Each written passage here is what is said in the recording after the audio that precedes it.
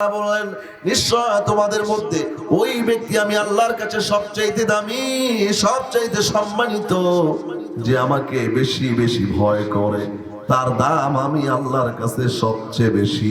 এই জন্য আলেমরা যেহেতু আল্লাহ রাব্বুল আলামিনকে বেশি ভয় করে, আলেমের দাম আল্লাহর কাছে অনেক বেশি। দুনিয়ার মানুষ আলেমদেরকে সম্মান করুক আর না করুক, আলেমদেরকে সম্মান দিয়েছেন যিনি, জবান খুলে বলেন তো তিনি কে? সম্মানিত হাজিরিন, ওলামা কেরাম আল্লাহ রাব্বুল আলামিনকে ভয় করে। আলেমদের দোষটা কি? জোরে বলেন তো, আলেমদের দোষ কি? এই দেশে ওলামা কেরামের দোষ হলো দুইটা। একটু জবান খুলে বলেন তো কয়টা? আরে জোরে বলেন না কেন, কয়টা? এক নাম্বার হলো জনপ্রিয়তা, দুই নাম্বার হলো হক কথা বলা। ওলামা কেরাম হক কথা বলে, আর ওলামা কেরাম হলো জনপ্রিয়। এই দুইটা হলো আলেমদের দোষ, অন্য কোনো দোষ নাই। আমার দিকে তাকান, কান লাগান, বলেন তো একজন আলেমও কি কারো বাড়ি ভেঙে দিয়েছে? আরে কথা বলেন না কেন, ভাঙছে নাকি? কারো জমি দখল করেছে? কারো বাড়িতে আগুন লাগায় দিয়েছে? এবার বলেন তো ওলামা কেরাম কি সুইস ব্যাংকে টাকা পাচার করেছে? হ্যাঁ? বেগম পাড়ায় আলেমদের বাড়ি আছে মনে হয়? আমাকে দেখান তো একজন আলেমের নাম দেখান যে বেগম পাড়ায় তার বাড়ি আছে। এই দেশে শত শত রাজনীতিবিদের বেগম পাড়ায় বাড়ি আছে না নাই? এই জোরে বলেন, আছে না নাই? একজন আলেমের নাম দেখান যার একটা বেগম পাড়ায় বাড়ি আছে। নিজের নামে বাড়ি করলে ধরা খাবে, তাই বউয়ের নামে বাড়ি বানাইছে, এই জন্য ওটার নাম হয়েছে বেগম পাড়া। দেশের টাকা পাচার করে যারা বেগম পাড়ায় বাড়ি বানায় তারা বড় আরামে থাকে। ওলামায়ে কেরাম হক কথা বলে, এই জন্য জেলখানায় থাকে। জোরে কোন ঠিক কিনা?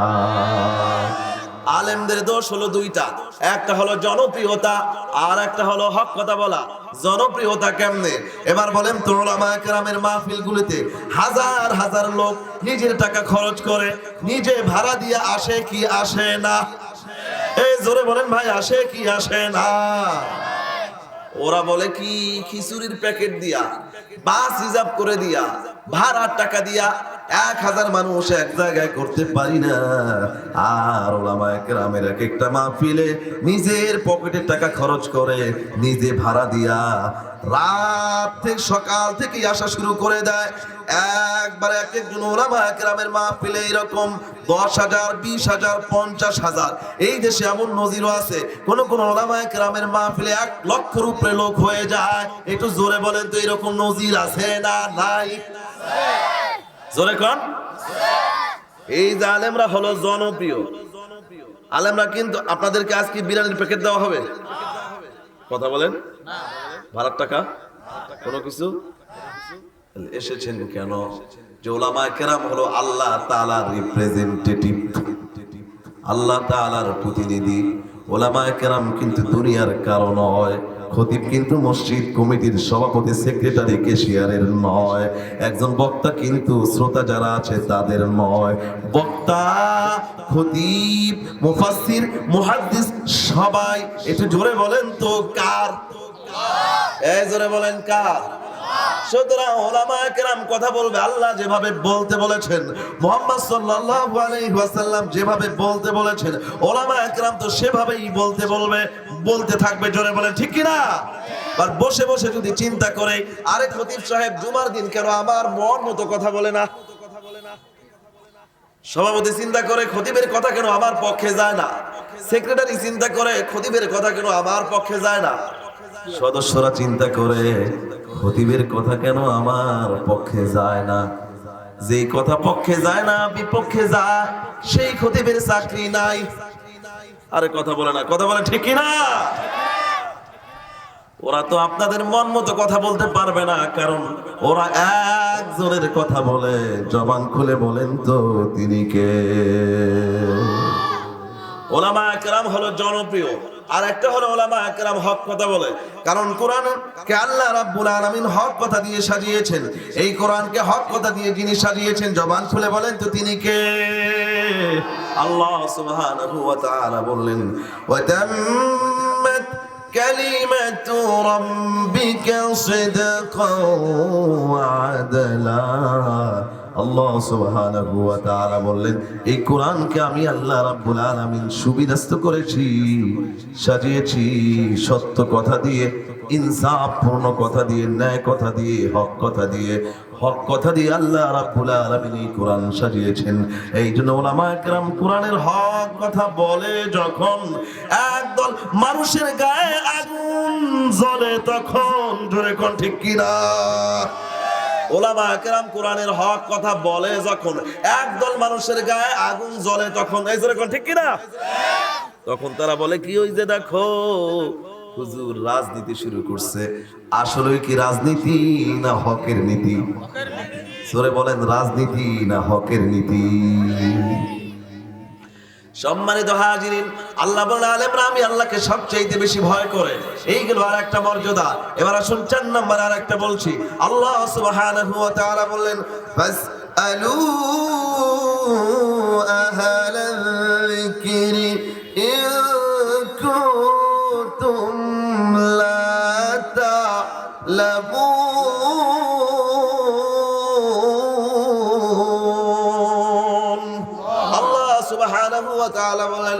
দুনিয়ার মানুষ শোনো, তোমরা যা জানো না আলেমদের কাছ থেকে জেনে নাও। আমার দিকে তাকান, তোমরা যা জানো না আলেমদের কাছ থেকে তোমরা জেনে নাও। তোমরা আলেমদের কাছে যাও। এই জোরে বলেন তো, এই বক্তব্য কার? জোরে বলেন, বক্তব্য কার? আল্লাহ বলে আলেমদের কাছে যাও, জিজ্ঞাসা করে জেনে নাও। আর দুনিয়ার কিছু মানুষ বলে আলেমদেরকে জেলখানায় ঢুকাও। আরে কথা কয় না রে, সাহস পায় না, জোরে কয় ঠিক কিনা? আল্লাহ বলে ফাসআলু আহলা যিকরি ইন কুনতুম লা তা'লামুন, তোমরা জানো না আলেমদের কাছে যাও, জেনে নাও। আর দুনিয়ার কিছু মানুষ আছে অন্যায় মামলা দিয়া আলেমদেরকে জেলখানায় ঢুকাও। জোরে কোন ঠিক কিনা? দেখেন আল্লাহ আলেমদের মর্যাদা কত বাড়িয়ে দিয়েছে। আল্লাহ বলে আলেমের কাছে যাও। আর আমরা চাই আলেমদের থেকে জাতিকে বিচ্ছিন্ন করাতে চাই। আলেমদের থেকে জাতিকে বিচ্ছিন্ন করার যত চক্রান্তই করা হোক, এইটা এই দেশে কোনোদিন সফল হবে না, হবে না। জোরে বলে ঠিক কিনা? জেলখানায় ঢুকানোর আগে আলেমের মাহফিলে লোক হয় যদি 1000, জেলখানা থেকে বের হওয়ার পরে ওই আলেমের মাহফিলে লোক হয় 50,000। জোরে কোন ঠিক কিনা? ওরা যতই ইনিয়ে বিনিয়ে মিথ্যা মামলা দিয়ে আলেমদেরকে জেলখানায় ঢুকাক না কেন, আলেমদের দাম কমে না, কমে না, কমবেও না, কমবেও না। কারণ আলেমদেরকে সম্মান দিয়েছেন যিনি, জবান খুলে বলা চাই তিনি কে? তুমি মিসওয়াক করা ফজিলত তো জানো, খাবার শেষে মিষ্টি মুখের হাদিসটাও মানো। তুমি মিসওয়াক করা ফজিলত তো জানো, খাবার শেষে মিষ্টি মুখের হাদিসটাও মানো। শুধু হক কথাটা উচ্চ স্বরে বলতে পারো না, অন্যায় দেখে বারুদ হয়ে জ্বলতে পারো না। অন্যায় দেখে বারুদ হয়ে চলা দরকার আছে না নাই? একটু জোরে বলেন, আছে না নাই? হকের সাথে থাকতে রাজি আছেন যারা, ডান হাত তুলে দেখান তারা। লিল্লাহে তাকবীর, আরো জোরে লিল্লাহে তাকবীর। তাই আপনাদের কাছে প্রশ্ন রেখে যাই, হকের পথে চলতে গিয়ে যদি হাত নামান, হকের পক্ষে চলতে গিয়ে যদি, ন্যায়ের পক্ষে চলতে গিয়ে যদি জেলখানা যাওয়া লাগে, তবে জেলে যেতে রাজি আছি। হকের পক্ষে থাকতে গিয়ে যদি বুকে একটা গুলি না 1000 গুলি নিতে হয়, তবু গুলি নিতে রাজি আছি। হকের পক্ষে থাকতে গিয়ে যদি ফাঁসির মঞ্চে যাওয়া লাগে, ফাঁসির মঞ্চে যেতে আছি, তবু হকের পক্ষে থাকতে চাই। জীবনের শরীরে তাজা রক্ত যদি জমিনে ঢেলে দিতে হয়, হকের পক্ষে থাকতে গিয়ে যদি কাফনের কাপড় পরে ময়দানে ঝাঁপিয়ে পড়ে আমরণ আন্দোলন করতে হয়, তবু হকের পথ ছাড়বো না কারা? ডান হাত তুলে দেখান তারা। সম্মানিত হাজির, আল্লাহ তাআলা হকের পথে আমাদেরকে কবুল করো। জোরে বলেন আমিন। মৃত্যুর আগ পর্যন্ত যেন আমরা হকের পথে অবিচল অটল থাকতে পারি, আল্লাহ তৌফিক দান করুন। আমিন। একটু জোরে বলেন। সম্মানিত হাজিরিন, এবার আসুন আমি কুরআনুল কারীমের 4টি আয়াত থেকে আলেমদের মর্যাদার 4টি পয়েন্ট বলেছি। এবার আসুন রাসূল করিম সাল্লাল্লাহু আলাইহি ওয়াসাল্লামের হাদিস থেকে দুটো হাদিস বলে আমি বিদায় নিব ইনশাআল্লাহুল আজিজ। আল্লাহর নবী সাল্লাল্লাহু আলাইহি ওয়াসাল্লাম এবার বলে, একজন আলেমের মর্যাদা কত জানো? একজন আলেমের মর্যাদা কত জানো? আলেম যখন রাস্তা দিয়ে হাঁটে, রাস্তার আশেপাশে আল্লাহ রাব্বুল আলামিন কি কুদরতি খেলা খেলে। একজন আলেম যখন রাস্তা দিয়ে হাঁটে, নবীজি বলেছেন ওয়াতাস্তাগফিরু লাহুমুল হিতানু হাত্তা জাওফিল মা। খেয়াল করেন, আল্লাহর নবী সাল্লাল্লাহু আলাইহি ওয়াসাল্লাম বলেছেন একজন আলেম যখন রাস্তা দিয়ে হাঁটে, ওই রাস্তার আশেপাশে যত বৃক্ষ তরুলতা আছে, ওই গর্তের মধ্যে যত পিপিলিকা আছে, এরপরে পানির মধ্যে যত মৎস্যরাজি আছে, ওই মাছও আল্লাহকে বলে, গাছও আল্লাহকে বলে, পিপিলিকাও আল্লাহকে বলে আল্লাহ। আলেম তো মানুষ হওয়ার কারণে দুই একটা গুনাহ খাতা হয়ে যেতে পারে। পিঁপড়াও আল্লাহকে বলে আল্লাহ, আলেমের গুনাহ মাফ করে দাও। মাছও আল্লাহকে বলে আল্লাহ, আলেমের গুনাহ মাফ করে দাও। গাছও আল্লাহকে বলে আল্লাহ, আলেমের গুনাহগুলি মাফ করে দাও। জবান খুলে বলা চাই আল্লাহু আকবার। দেখেন আলেমের মর্যাদা কত বেশি। দুনিয়ার কিছু মানুষ দাড়ি টুপি পাঞ্জাবি পাগড়িওয়ালা দেখলেই বলে ওই যে জঙ্গি যায়, ওই যে কাঠমুল্লা যায়, ওই যে জামাত যায়, ওই যে হেফাজত যায়, ওই যে চরমনাই যায়। এইরকম বলা পার্টি জোরে বলেন তো আছে না নাই? একজন আলেমের কত মর্যাদা। আলেমের জন্য গাছ দোয়া করে, মাছ দোয়া করে, পিঁপড়া দোয়া করে।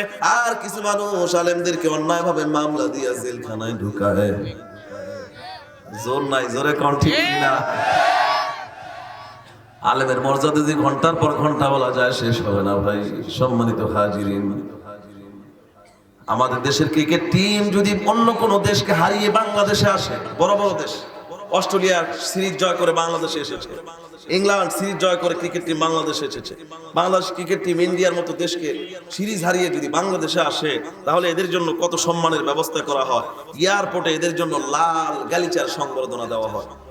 এই 200 গজ 300 গজ 400 গজ এলাকা জুড়ে তাদের জন্য লাল কার্পেট বিছিয়ে দেওয়া হয়। ক্রীড়া মন্ত্রী, ক্রীড়া সংশ্লিষ্ট যারা আছে সব এয়ারপোর্টে চলে যায় খেলোয়াড়দেরকে সেলুট জানাবার জন্য, সম্মান জানাবার জন্য, সংবর্ধনা দেওয়ার জন্য। তাদের জন্য গাড়ি বাড়ির বরাদ্দ হয়ে যায়। আরো কত কি কথা বলেন, ঠিক কি না? এবার আসুন, একজন আলেম যখন রাস্তা দিয়ে হাঁটে তখন কি হয়? তো আলেম এখনো হয়নি, মাত্র তালিবুল ইলম। আলেম হওয়ার জন্য কেবল মাদ্রাসায় যাওয়া আসা শুরু করেছে, হাফেজ হওয়ার জন্য কেবল মাদ্রাসায় যাওয়া আসা শুরু করেছে। তার মর্যাদা কত বেশি। ওই ক্রিকেট টিম একটা দলকে হারিয়ে বাংলাদেশে আসলেই তার জন্য 200 গজ 300 গজ, বড় জোর 500 গজ লাল কার্পেটের ব্যবস্থা হয়ে যায়।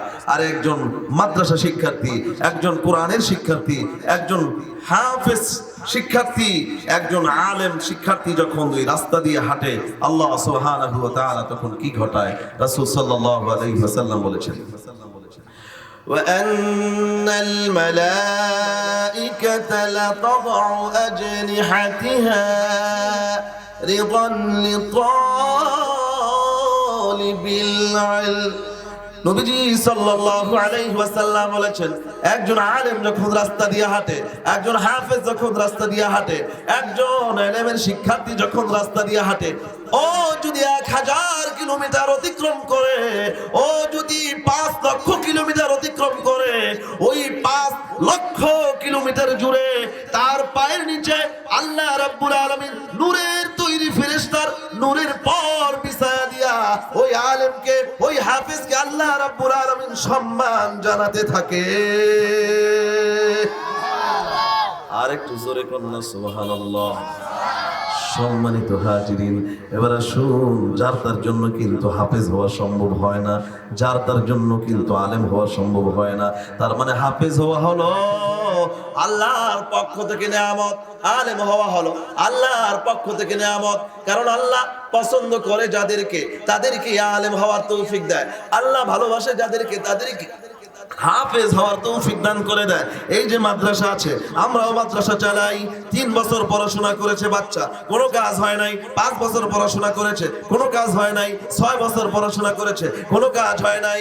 গার্ডিয়ান আসে, অভিভাবক এসে চোখের পানি ছাড়তে ছাড়তে ওই বাচ্চাকে নিয়ে বিদায় হয়ে যায়। ওই হুজুর অনেক চেষ্টা করলাম, কোনো কাজ হলো না, চোখের পানি সারে ছেড়ে বাড়িতে চলে যায়।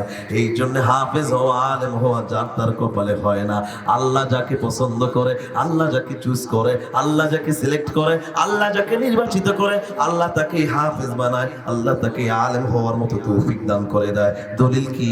নবীজি বলেছেন, মান ইউরিদিল্লাহু বিহি খায়রান ইউফাক্কিহু ফিদ্দীন।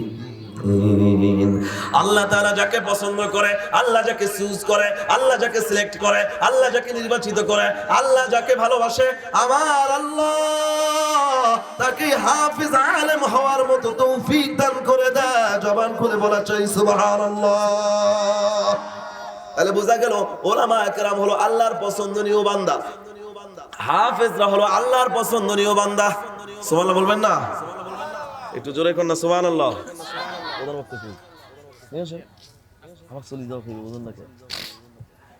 আর একটা হাদিস বলবো, এটা শেষ। আল্লাহ নবী সাল্লাল্লাহু আলাইহি ওয়াসাল্লাম বলেছেন, খায়রুকুম মা তাআল্লামাল কুরআনা ওয়া আল্লামা। আমার দিকে কান লাগান। এবার বলেন তো, পৃথিবীর সবচাইতে সেরা মানুষ কারা? হ্যাঁ, জোরে বলেন, জোরে বলেন। ঠিক আছে তো?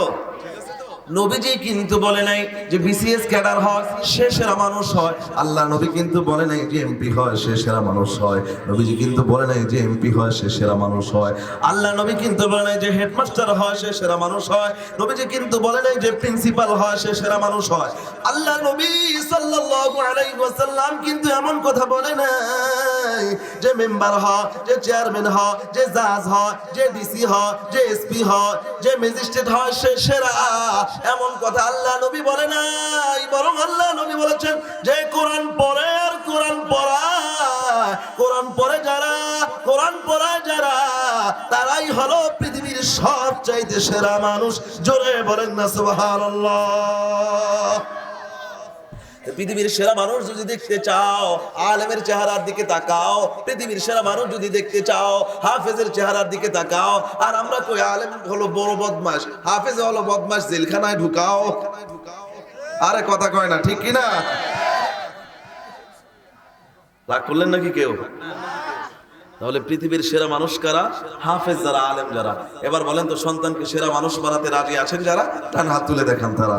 লিল্লাহি তাকবীর, আল্লাহ কবুল করুক। জোরে বলেন আমিন। সেরা মানুষ যদি বানাতে চান, মাদ্রাসায় ভর্তি করানো ছাড়া কোনো উপায়। এইটা হলো শেষ কথা। আমার এতক্ষণ কথা বলার পিছনে কারণ হলো এটাই, যেটা মাদ্রাসার মাহফিল, এই জন্য আমি এটাই বলেছি যে যদি সন্তানকে সেরা বানাতে চান, যদি সন্তানকে দামি বানাতে চান, দুনিয়ার মানুষ সম্মান দেখ আর না দেখ, আল্লাহর কাছে যদি সন্তানকে দামি বানাতে চান, রাসূল সাল্লাল্লাহু আলাইহি ওয়াসাল্লামের কাছে যদি সন্তানকে দামি বানাতে চান, বাচ্চাকে মাদ্রাসায় ভর্তি করান, সন্তানকে মাদ্রাসায় ভর্তি করান। জোরে বলেন তো, সন্তানকে কোথায় ভর্তি করাবো? জোর হলো না, কোথায়?